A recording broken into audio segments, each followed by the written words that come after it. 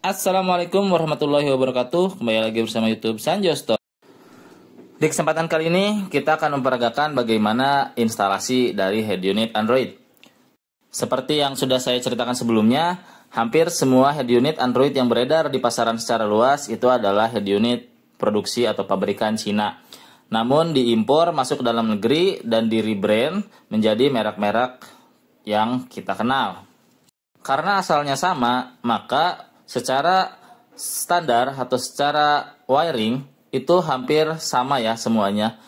Adapun perbedaan itu tergantung dari jenis head unit Androidnya. Jika semakin mahal, maka fitur yang diberikan semakin lengkap, sehingga akhirnya di bagian belakangnya ini pun wiringnya atau soket-soketnya akan ada yang berbeda. Nah, di video ini saya menunjukkan bagian belakang head unit Android dari FYT 7862 yang saya pilih sebagai contoh demo karena dia memiliki fitur yang paling lengkap ya. Adapun head unit lainnya mungkin sama persis ya untuk beberapa soket, hanya tidak selengkap FYT ini.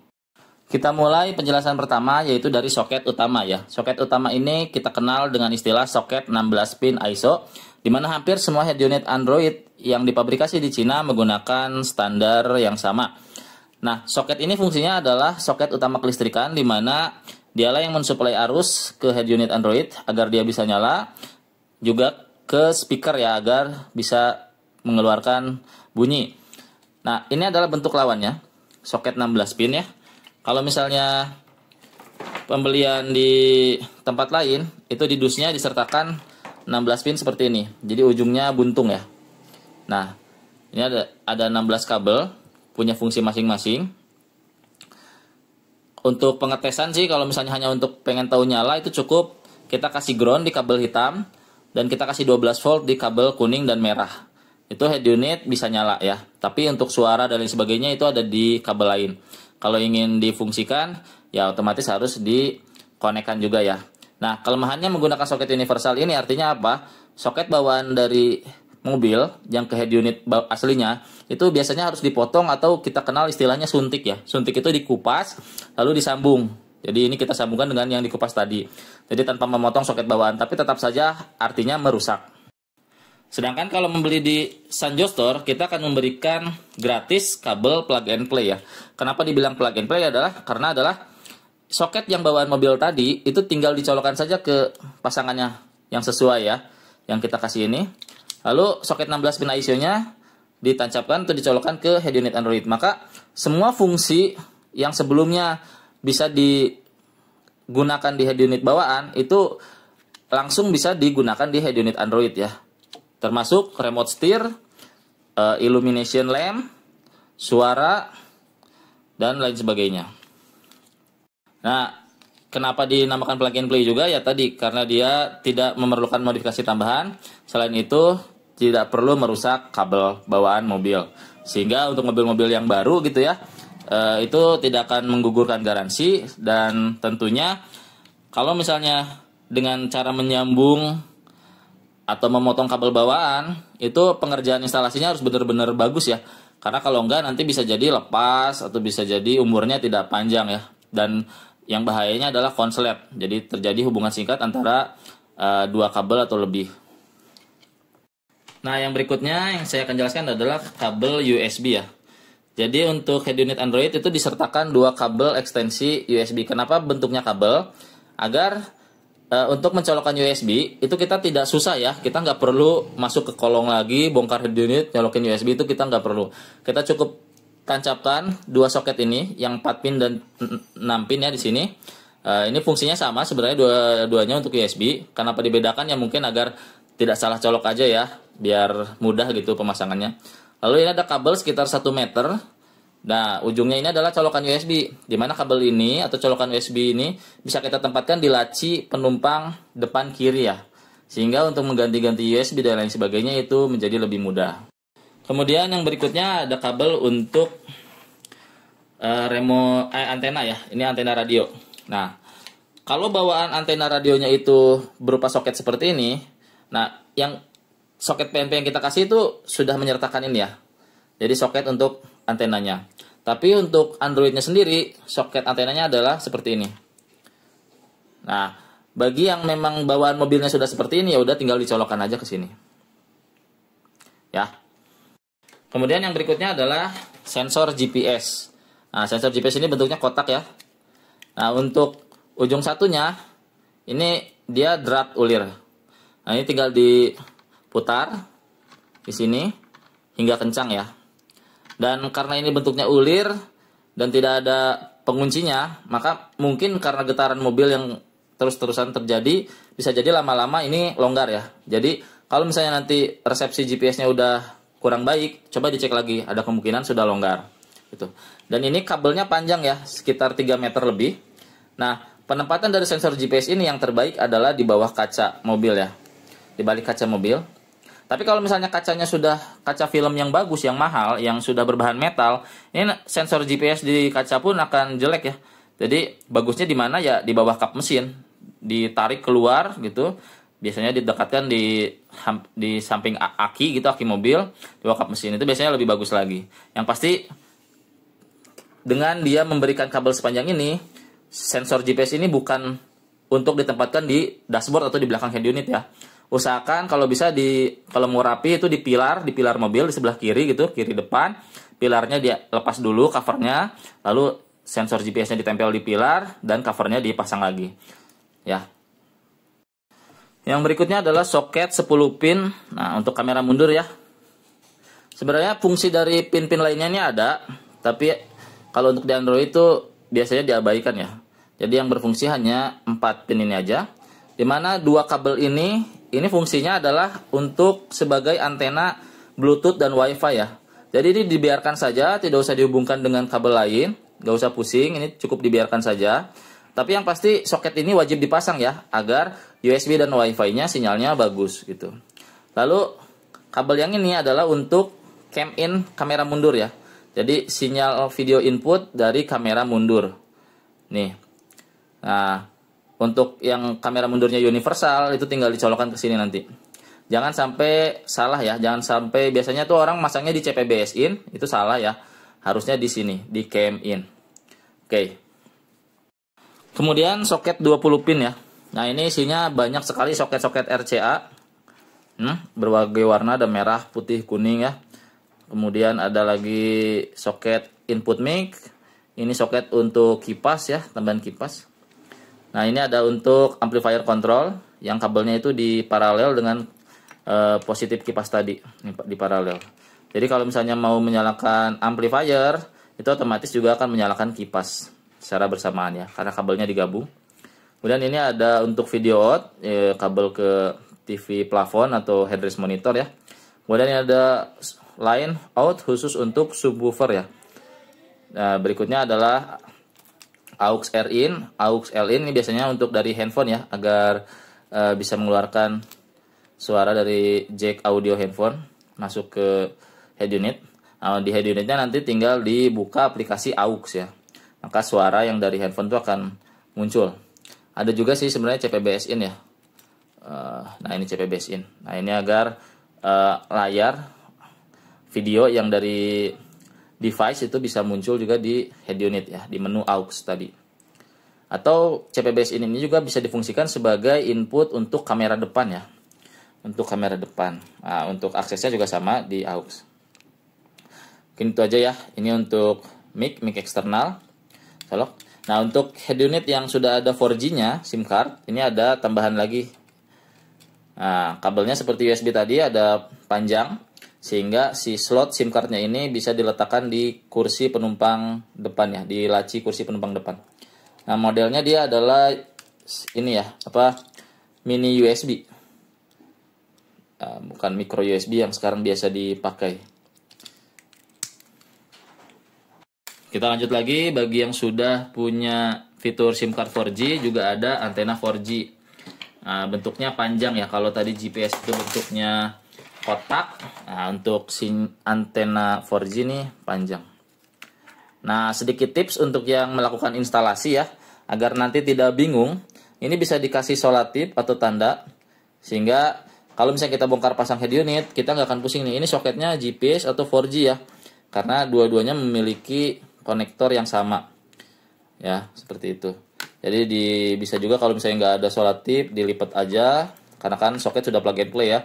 Jadi mungkin tidak punya solatif di rumah, ya saya sarankan digulung aja seperti ini. Nah, ini sebagai tanda bahwa oh ini adalah konektor 4G.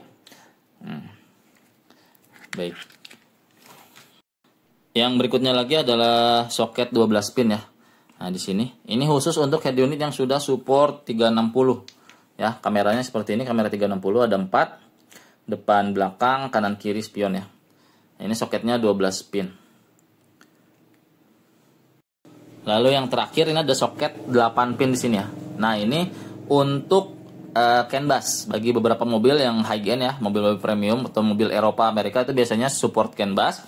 Nah, dicolok di sini nanti. Nah, CAN busnya dapat dari mana? Soketnya itu bawaan dari kabel plug and play-nya. Jadi, kalau yang head unit secara umum dia tidak akan memberikan soket di sebelah sini nih. Karena memang belum support CAN bus gitu ya. Nah, selain kabel untuk CAN bus di soket 8 pin ini juga untuk beberapa varian head unit itu di dalamnya terdapat soket untuk output RCA ya. Kalau yang tadi kan yang di soket 20 pin RCA-nya khusus untuk output speaker depan ya. Ini ada aux L out sama aux R out. Nih FL ya, front left, kiri depan, dan front right untuk kanan depan. Nah, kalau untuk head unit yang sudah lebih lengkap lagi, itu untuk low outputnya di soket ini itu ada juga untuk center dan untuk belakang kiri juga belakang kanan.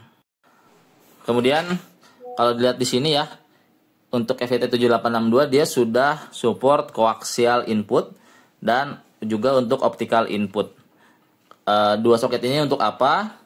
Nah, ini sangat penting ya kalau misalnya kita benar-benar ingin membangun sistem audio yang bagus di mobil dengan menggunakan head unit Android sebagai source untuk multimedianya ya, untuk menyalakan musiknya. Nah, dengan menggunakan output coaxial dan optical yang masih digital ini dalam bentuk data digital, maka musik tadi, si datanya itu akan dikirimkan secara digital ke DSP. Jadi DSP-nya sama, cari yang sudah mendukung coaxial atau optical. Nah, karena dia masih bermain di ranah digital, maka akan mengurangi losses ya, error atau losses yang terjadi apabila kita menggunakan high output dari head unit. Nah, jadi DSP pun ada yang high input ya sumbernya. Kalau misalnya kita pakai ini datanya sudah jadi analog nih. Jadi dari analog di head unit masuk ke DSP, di DSP diolah sebagai data digital lagi gitu. Jadi perpindahan data dari analog ke digital ke analog lagi itu akan mengakibatkan banyak losses. Nah, jadi nanti ketahuannya adalah detail-detail instrumen mungkin nanti tidak akan muncul kalau kita menggunakan high input ya. Tapi kalau menggunakan coaxial input ini, nah suara detail, suara instrumen yang tadinya tidak keluar bisa jadi keluar ketika menggunakan input coaxial ini. Nah, pada saat pemasangan mungkin yang harus diperhatikan itu khusus untuk kamera mundur aja ya. Nah, untuk kamera mundur kita lihat di sini. Nah, ini adalah soket inputnya tadi sudah dijelaskan. Lalu untuk sistem kamera mundur itu ada yang kita kenal dengan istilah trigger ya. Trigger. Nah, triggernya itu adalah di kabel yang urutan ketiga dari warna hitam. Hitam, merah, pink. Warnanya mungkin bisa berbeda-beda ya. Nggak pink, nggak coklat, nggak orange gitu. Tapi ada tulisannya nih, hitam, merah, pink ya di sini ya. Ada tulisannya back atau tulisannya reverse biasanya. Tapi yang pasti urutannya ketiga ya, dari hitam, merah. Ya, itulah kabel untuk triggernya. Nah, apa fungsinya kabel ini? Nah, ini biasanya disambungkan ke kabel positif lampu mundur atau porseneling ya, porseneling mundur. Ketika itu dapat tegangan 12 volt, maka dia akan lari ke sini tegangan 12 voltnya dan dia akan memerintahkan head unit untuk masuk ke mode kamera mundur. Jadi segera dia akan memerintahkan head unit untuk menampilkan sinyal dari kamera mundur yang masuk ke ini, jack ini ya. Nah, seperti itu. Itu teorinya. Nah, secara prakteknya juga sama ya. Harus digunakan. Cuman beberapa mobil itu bawaannya kan sudah ada kamera bawaan ya. Nah, untuk yang sudah ada kamera bawaan, biasanya di beberapa mobil udah tinggal plug and play aja soketnya ya. Nah, contohnya yang Toyota ini. Nah, ini untuk kamera mundurnya nih. Dia sudah tinggal colok aja soket ini. Lalu untuk video outputnya, sinyalnya tadi ya, tadi keluaran dari kabel plug and play-nya ini dicolok ke soket 10 pin kamera mundur. Tinggal colok sini. Jadi otomatis begitu mundur gambarnya akan langsung keluar. Nah, di beberapa mobil juga untuk kamera mundurnya itu tegangannya 6 volt ya. Jadi untuk kabel plug and play-nya ada yang sudah tersedia step down seperti ini. Sehingga dia tidak akan merusak kamera mundur bawaan yang tegangannya operasionalnya memang lebih rendah dari head unit yang beroperasi di 12 volt seperti itu. Sebelumnya sempat kita bahas tentang remote steer ya bawaan mobil. Jadi kalau kita menggunakan soket plug and play dan bawaannya sudah ada remote steer, itu kita tinggal lakukan setting di head unit ya, di menu setting remote steer ya. Nah, tapi saya ingin jelaskan untuk soket di head unit itu ada lokasinya itu di keempat ya dari warna hitam tadi, sampingnya yang kamera mundur ya, trigger kamera mundur. Ini K1 atau K2 sebenarnya tidak begitu masalah ya. Ini K, tuh di sini ada K1, K2 ya. Nah, yang satunya lagi itu soket nomor 3 dari yang kuning ya. Nah, ini K1, K2-nya di situ. Kalau yang di sini keempat dari hitam, ini yang ketiga dari kuning. Nah, kalau ingin menambahkan remote steer portable, intinya yang aftermarket ya, itu tinggal di connect si modul atau receiver remote steer portable-nya tadi di kabel K1, K2 yang sudah saya sebutkan tadi ya. Jadi nggak pusing, tinggal disambung aja dengan solatip. Setelah semua soket yang di belakang tadi terpasang ya, tinggal kita kontak on, dan kalau misalnya tidak ada kendala maka head unit akan nyala. Nah, setelah menyala, intinya gini, sebelum kita kirim ke konsumen, di Sanjoster kita punya alat tes yang cukup lengkap ya. Nah, apa aja yang kita tes? Yang pertama sudah pasti adalah touchscreen-nya dulu ya. Kita gunakan software Pocket Pen. Nah, kita masuk ke mode penuh ya. Kita tes touchscreen-nya seperti ini. Kita buat gambar bendera Inggris. Nah, kalau misalnya sudah tidak ada yang terputus ketika kita menggambar, berarti touchscreen semua normal ya, tidak ada yang mati. Kita juga menggunakan flash disk untuk menginstal beberapa aplikasi ya. Jadi kita masuk ke file manager, kita masuk ke aplikasi APK ya. Nah, dari situ bisa kita install yang penting-penting. Nah, kita instalkan juga YouTube mode ya, yang krek-krekan, Revanced dan MicroG-nya. Lalu beberapa yang mungkin penting di sebuah head unit kita bantu instalkan. Dengan seperti ini juga artinya kita mengetes fungsi dari USB tadi ya. Kalau bisa dibuka berarti USB bekerja dengan baik. Nah, berikutnya yang pasti adalah WiFi. Kita coba nyalakan WiFi-nya. Lalu kita lihat sinyalnya masuk dan sudah terhubung ya. Lalu kita nyalakan juga Bluetooth. Nah, kita lakukan scanning ya. Kita lakukan scanning. Di search, kalau misalnya dia bisa mendapatkan sinyal, artinya Bluetooth pun bagus. Termasuk 4G-nya ya. Jadi kita colokan SIM card, lalu dari situ kita lihat sinyalnya muncul atau enggak. Nah, itu sebelum kita kirim kita pastikan sinyalnya sudah keluar ya. 4G-nya sudah aman. Kemudian kita tes juga untuk ilumnya ya. Nah, kita ada tombol di sini. Ya, otomatis berubah mode ya ke mode gelap, lalu di sebelah kiri tombolnya menyala. Nah, sekarang mati. Nah, mati, ini kembali ke mode terang. Lalu kita tes juga untuk kamera mundur. Nah, ini sudah masuk kamera mundurnya ya, sudah nyala, artinya berfungsi. Yang dites juga adalah remote steer ya. Nah, kita juga punya alat nih, remote steer ya, bisa kita lakukan. Kita tekan yang lama ya. Nah, tekan. Kalau FYT itu caranya sambil tekan, kita sambil tekan di layar ya. Jadi misalnya kita sekarang next ya. Next, ini sambil tekan, kita tekan yang di sini. Tuh. Previous. Nah, seperti itu. Nanti setiap head unit cara untuk sinkron remote steer-nya itu berbeda-beda. Kalau sudah tinggal selesai. Nah, ini otomatis kan jadi berfungsi ya. Tuh. Kita tes juga sinyal radionya. Lalu kita juga nyalakan YouTube ya. Nah, kita play beberapa kali YouTube-nya. dengan musik ya, tapi kita ini dulu supaya tidak kena copyright. Nah, musiknya nyala, keluar suara sambil dibuka aplikasi equalizernya. Nah, dicek di fieldnya ya. Nah, dicek kanan atas, kiri belakang, kanan belakang. Dilihat apakah speakernya ikut mati ya, yang lainnya. Jadi kalau ini kan nyala yang belakang kanan saja.